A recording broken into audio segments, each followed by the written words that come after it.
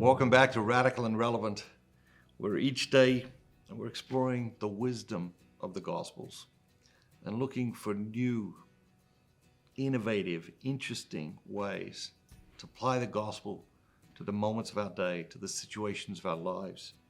Today's reading comes from the Gospel of Matthew, chapter 7, verses 21 and verses 24 through 27.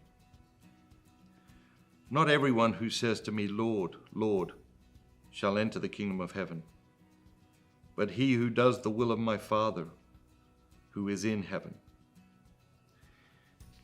Everyone then who hears these words of mine and does them will be like a wise man who built his house upon the rock.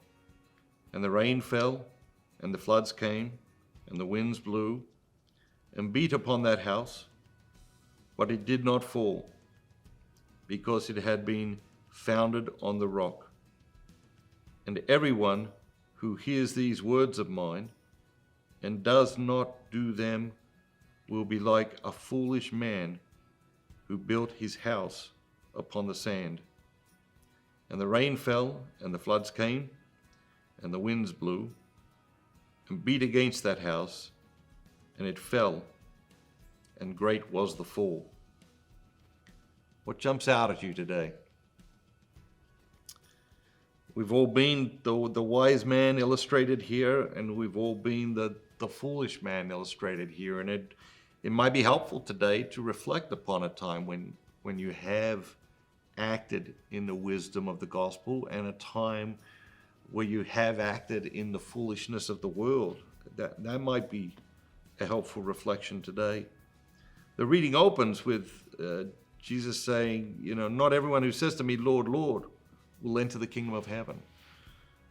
Which then obviously begs the question, who will enter the kingdom of heaven?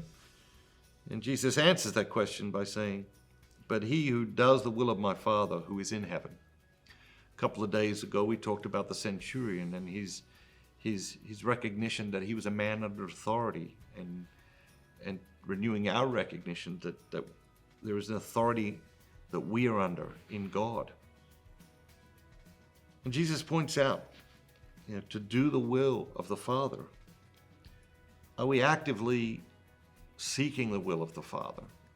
Very often we're looking for ways to impose our own will on situations. We're looking for ways to manipulate situations to get what we want.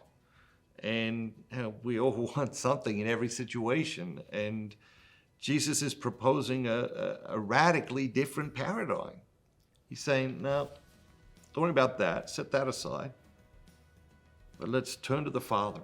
Say, what is the will of the Father in this situation? And let's execute the Father's will. Let's get out there in the world today, looking for the will of God and looking for creative, innovative, exciting ways to live out the will of God in our own place, in our own time. Have a great day, and remember, be bold, be Catholic,